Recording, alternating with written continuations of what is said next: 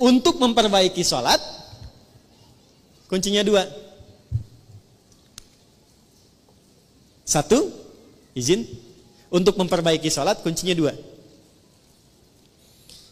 Satu, selalu bermohon kepada Allah untuk mendapatkan rahmatnya dalam sholat.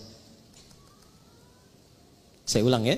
Selalu bermohon kepada Allah untuk mendapat rahmat Allah dalam sholat. Itu ada di Quran surah ke-2 Al-Baqarah ayat 45 sampai 46. Sudah? Saya merasakan sekarang jarang ada orang sholat dengan menggunakan rumus Quran itu. Yang penting sudah sholat gitu kan? Ya. Ibu pernah nggak mengharap rahmat Allah sebelum sholat? Supaya dirahmati dalam sholat? Pernah nggak? Ya? Coba deh. Makanya ibu masuk masjid ya. Kalau masuk masjid itu doanya apa? Allahumma ftahli abwaba.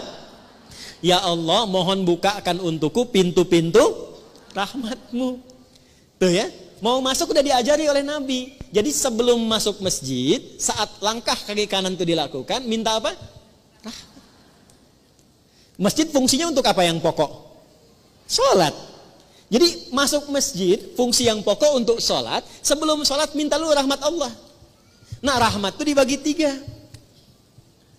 Saya ulangi, rahmat dibagi 3. Nah kalau suami ibu namanya Pak Rahmat, nanti ibu pulang ke rumah, papa dibagi 3. Udah, 1. Rahmat itu yang pertama solusi dari semua masalah hidup. Nah. Jadi kalau ibu sholatnya membawa motivasi itu, nanti ke bawah enak sholatnya. Pas sujud ingat, dengan suami ada masalah tuh ingat, minta solusi. Nangis, selesai. Walaupun belum ada solusi, tapi hati tenang. Dan itu mengantarkan pada setengah solusi. Sudah? Yang kedua,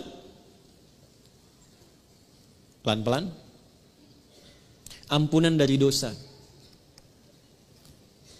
Ampunan dari dosa. Nah, di antara fungsi sholat yang paling pokok itu menggugurkan dosa-dosa. Makanya Allah ingin dari pagi ke siang ada dosa, gugur dosanya. Dari siang ke sore ada dosa, gugur dosanya. Makanya ketika diwafatkan dosanya sudah hilang, tinggal pulang dalam keadaan bersih, digambarkan dengan kain kafan yang putih. Nah, itu fungsi sholat. Cuma apakah setiap orang sholat ada yang ingat dosa atau tidak, itu poinnya. Makanya tadi kalau dia sholat mengingat maksiatnya, gugur maksiat, nggak akan maksiat lagi, nggak akan maksiat lagi. Ya, dan banyak orang ketika sujud itu justru pulangnya dalam keadaan mulia. Betapa banyak pelaku dosa besar, justru cara pulang itu lewat sholat. Lewat sholat. Ada yang sujud, gak bangun lagi. Insya Allah. Pengen begitu? Nanti zuhur ya, kan sekarang masih ada waktu tuh. Ada yang begitu tuh. Ya. Dan itu luar biasa indah. Ya, saya kan pernah cerita di sini juga kan. Ada seorang kakek, ini bukan ustadz bu. Saya ketemu orangnya. Itu orang sederhana, mungkin viral di langit tapi mungkin tak dikenal di dunia. Sederhana orangnya, nggak disebut kaya, biasa saja, pakai kaos, cuma jagain masjid, azan. Hari Kamis itu, ba'da asar sedang puasa sunnah loh, di masjid nunggu buka, cuman tiduran, merem melek tuh. Diwafatkan di tempat yang beliau mengabdi di masjid dalam keadaan puasa, ba'da asar menjelang maghrib wafatnya cuman tiduran, merem melek ngantuk meninggal. Hati-hati tuh belakang tuh, merem melek.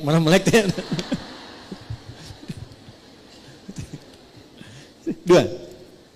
Yang ketiga, bagaimana caranya supaya saat sholat bisa mengingat ada kesalahan yang diampuni. Maka dibuka dengan bagian ketiga, perhatikan bagian ketiga. Sudah? Yang pertama tadi apa? Solusi, berarti jawaban dari doa kan? Yang kedua apa? Ampunan. Yang ketiga, rahmat itu dalam bentuk husnul khatimah. Bentuknya apa? Husnul khatimah. Kalau sudah bicara husnul khatimah artinya ingat wafat. Ingat apa? Karena itulah Nabi mengajarkan pada setiap imam saat akan mengimami, berbalik dulu kepada makmum menyampaikan kalimat ini.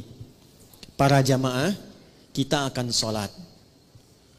Mohon hadirkan kehusyuan dan rasakan dalam sholat ini, mungkin ini sholat terakhir yang kita tunaikan dan boleh jadi kita akan wafat dalam sujud kita.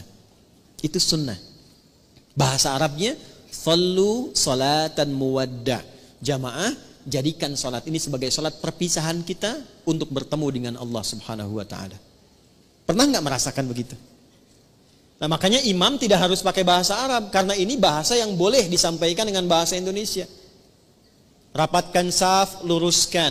Paham tidak? Istau, paham? Tidak. Makanya dijawab sudah tahu, gitu kan? Dah.